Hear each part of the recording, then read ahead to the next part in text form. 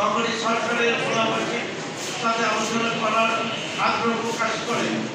বিগত ৮ মে ২০২৫ তারিখে মাননীয় ভোলা উপদেষ্টা বিশেষ সহকারী জনাব মঈনুদ্দিন সাহেব এই ব্যাপারে ভোলায় জেলা প্রশাসনের সভাকক্ষে আন্দোলন ছাত্র জনতার প্রতিনিধি দলের সঙ্গে রাজনৈতিক দিকদের সঙ্গে আলোচনা সভা আয়োজন করে।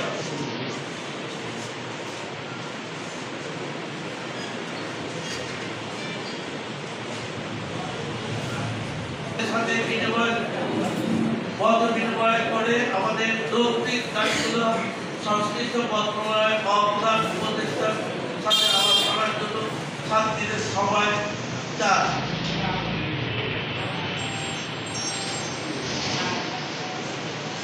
এখানে বলতে হয় 7 দিন যাওয়ার সময় দিতে একটি ব্যবস্থা করার আমরা তার সাথে এক কথায় পুনরায় গ্যাস সরবরাহ বেঁধে দেওয়া 7 দিন কর্মদিবসে 10 দিনের জন্য স্থগিত করি তাদের আমাদের কর্মকাণ্ড দেখার জন্য। কিন্তু মাননীয় ভোলার উপদেষ্টা বিশেষ সহকারী জনাব মঈনুদ্দিন সাহেব এর কাছে থেকে গত 19 মে 2025 তারিখ পর্যন্ত আমরা কিছুই জানতে পারি না। তাই গতকাল আমরা ভোলাবাসী জরুরি সভায় মিলিত হয়ে যথাক্রমে সেই কর্মসূচি দিয়েছি, এই কর্মসূচি দিয়েছি তা আপনাদের কাছে পেশ করছি। আমরা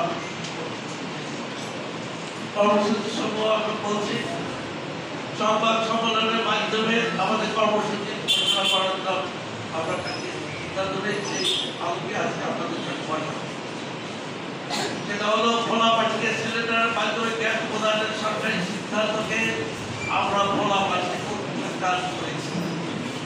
গ্যাস সরবরাহ বন্ধ রাখার জন্য এবং সুন্দরবনকে অনুরোধ করেছি তার জন্য ভোলার গ্যাস পানি দেওয়ার চেষ্টা না করে। 4 নম্বর আমরা ভোলাবাসী 6 দফা আদায়ের লক্ষ্যে 24/5/2025 শনিবার আগামী শনিবার সকাল 11 ঘটিকায় ভোলা পাটনা স্কুলের মাঠে আমরা সমাবেশ বিক্ষোভ করব। সেখানে আমরা একত্রিত হব। 25/5/26 তারিখের সমাবেশ থেকে আমরা এন্ট্রাকো অভিমুখে পদযাত্রা করে এন্ট্রাকোকে বন্ধ করার জন্য আমরা এন্ট্রাকো গ্রাম এবং ভোলাবাসীর পক্ষে আমাদের সকলকে নিয়ে তবে আমরা ভোলাবাসী 6 দফা আন্দোলন করব জানেন। তারপরেও আমার উল্লেখ করছি আমাদের 6 দফা কি আপনাদেরকে মনে করার জন্য স্মরণ করার জন্য বলছি। ভোলার ঘরে ঘরে গ্যাস সংযোগ স্থাপন, ভোলাবাসী চিকিৎসা সুবিধার্থে ভোলায় একটি সরকারি মেডিকেল কলেজ স্থাপন এবং 250 শয্যা বিশিষ্ট হসপিটালকে আধুনিকীকরণ করে পূর্ণ মাত্রায় এর সেবা ভোলাবাসীকে দিতে হবে। ভোলা বরিশাল সেতু নির্মাণ ত্বরান্বিত করতে হবে, অবিলম্বে কাজটি শুরু করতে হবে।